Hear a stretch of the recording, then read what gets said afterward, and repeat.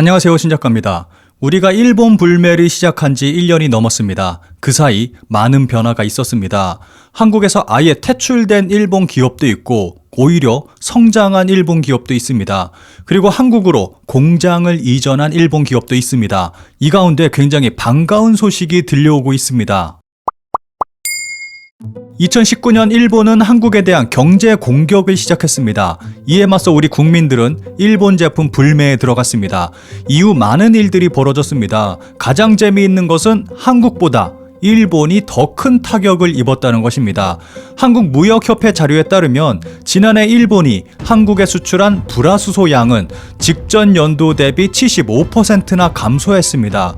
일본 정부가 수출 규제를 강화하기 전과 비교하면 90% 정도 줄어든 것입니다. 심지어는 일본의 언론도 이러한 부분을 인정하고 보도하고 있습니다. 한국, 반도체에서 탈일본 착착, 첨단 소재의 국산화 진행. 니혼케이자이 신문은 2월 6일 일본 정부의 수출 규제 이후 한국에서 반도체 소재의 국산화가 진행돼 관련 일본 기업이 큰 타격을 입었다고 보도했습니다. 뿐만 아니라 일본 정부의 규제로 인해서 많은 일본 기업들이 국내로 공장 이전을 하고 있는 상황까지 와 있습니다.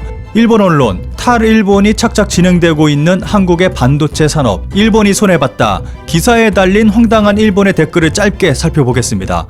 이 기사 정말일까? 이렇게 빨리 질 좋은 물건이 만들어질 수 있을까? 그렇더라도 좋은 일이라고 생각한다. 이로써 일본으로부터 벗어날 수 있었네. 역시 한국. 대성공이네요. 이제 일본에 의존하지 않고도 자국에서 생산할 수 있겠네요. 축하해요.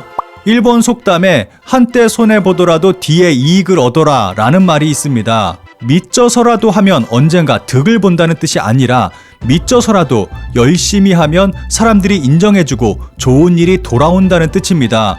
일본은 앞으로도 남쪽으로는 한때 손해보더라도 뒤에 이익을 얻어라를 실행해주세요. 일본 불매로 인해서 일본 자동차 판매도 줄었습니다. 그런데 씁쓸한 것이 한국에 들어와 있는 일본 자동차 브랜드들은 전부 전범 기업들입니다. 토요타, 렉서스, 혼다, 닛산 등 모두 전범 기업입니다. 먼저 일본 불매를 하고 있기 때문에 일본 차를 사지 않는다가 아닌 비인륜적 전범 기업이기 때문에 사지 않는다로 인식이 바뀌어야 한다고 생각합니다. 단순히 일본 제품이라서가 아니라 이것은 도덕적 소비에 관한 내용입니다. 이들 전범 기업들은 대부분 구구 기업이기도 합니다. 우리가 일본 자동차를 구입함으로 인해서 일본의 전범 구구 기업에게 돈이 들어가게 되고 그 돈은 다시 일본 구구 정치인, 구구 집단의 손에 쥐어지게 됩니다. 결과적으로 일본 자동차를 구입한다는 것은 총을 겨누고 있는 강도에게 총알을 사는데 보태쓰라며 돈을 쥐어주는 꼴이 되는 것입니다.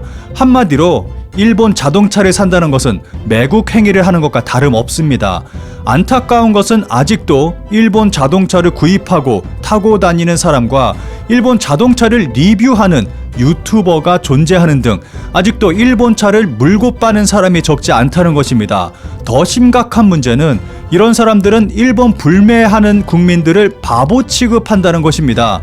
그래서 저는 눈에 불을 켜고 일본 자동차를 찾아서 상품권을 보내주고 있습니다. 그나마 다행인 것은 일본 자동차 판매가 지속적으로 줄어들고 있다는 것입니다. 한국의 수입차 점유율에서 독일 브랜드의 점유율이 71%를 돌파했습니다. 일본 불매가 이어지면서 일본 차의 빈자리를 독일 차가 차지하게 된 것입니다. 현재 일본 차의 점유율은 7%대에 불과합니다. 일본 업체가 주춤하는 사이 독일 업체가 전동화 전략으로 틈새를 파고들었고 마땅한 선택지가 없는 상황에서 소비자가 몰렸다고 분석되고 있습니다. 그리고 닛산이 한국에서 철수하게 됐습니다. 이것은 굉장한 성과라고 생각합니다. 그리고 한국에서 커다란 타격을 받은 브랜드가 유니클로입니다. 한국의 불매는 오래 못 갈 거라는 발언과 광고에서의 맙소사 80년도 더 된 일을 기억하냐고 발언으로 어그로를 제대로 끌었던 유니클로는 일본 불매의 타겟이 됐습니다. 그 결과 모두 잘 아시다시피 유니클로는 한국에서 망해가고 있습니다. 불매와 함께 코로나 사태까지 겹치면서 한국에서 유니클로 매장은 사라져가고 있습니다. 유니클로는 이달 중 10곳의 매장을 폐점한다고 밝혔습니다. 이로써 지난 2019년 말 186개였던 매장 수는 130여 개로 줄어들게 됐습니다. 유니클로는 애초에 한국을 발판 삼아 아시아 시장을 공략한다는 계획을 가지고 있었습니다. 그런데 우리의 불매로 인해서 그 계획은 물거품이 되고 말았습니다.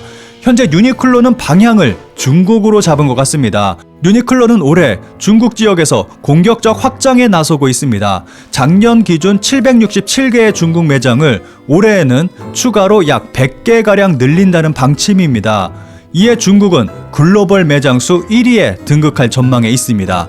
여기서 우리가 불매해봤자 중국에서 더 많이 늘어나는데 무슨 의미가 있냐? 라고 하는 분이 있을 것이라고 생각합니다. 우리는 우리 땅에서 일본 기업을 몰아내는 것이 목적이지 중국 사정까지 생각하자는 것이 아닙니다. 중국이 어떻게 되든지 말든지 우리와는 아무 상관없습니다.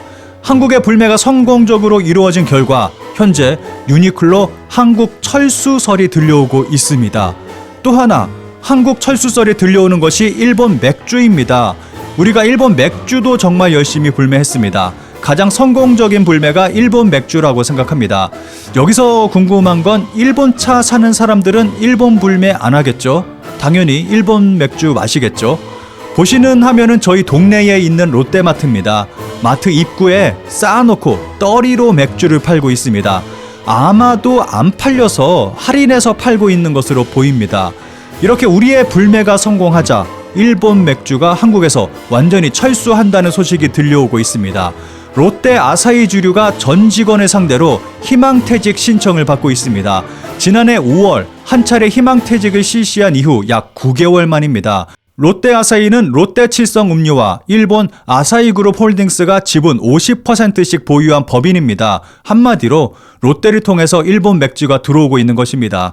롯데 아사히는 회복이 불가능해질 정도로 매출 급감과 적자가 이어지며 더 이상 버티기 힘들어져 희망퇴직을 받는 것으로 알려졌습니다. 업계 안팎에서는 롯데 아사히가 국내 아사히 맥주 수입 사업을 철수할 가능성도 있는 것으로 보고 있습니다. 유니클로도 아사히 맥주도 모두 롯데가 관여하고 있습니다. 그런데 유니클로도 아사히 맥주도 사업 철수설이 들려오고 있습니다. 최근에 이런 얘기가 들려오고 있습니다. 일본 불매를 하다 보니 결국 롯데 불매를 하고 있더라. 얼마 전 한국 소비자평가 10대 수입 맥주 브랜드가 발표됐습니다. 그런데 여기에도 일본 맥주가 들어있습니다.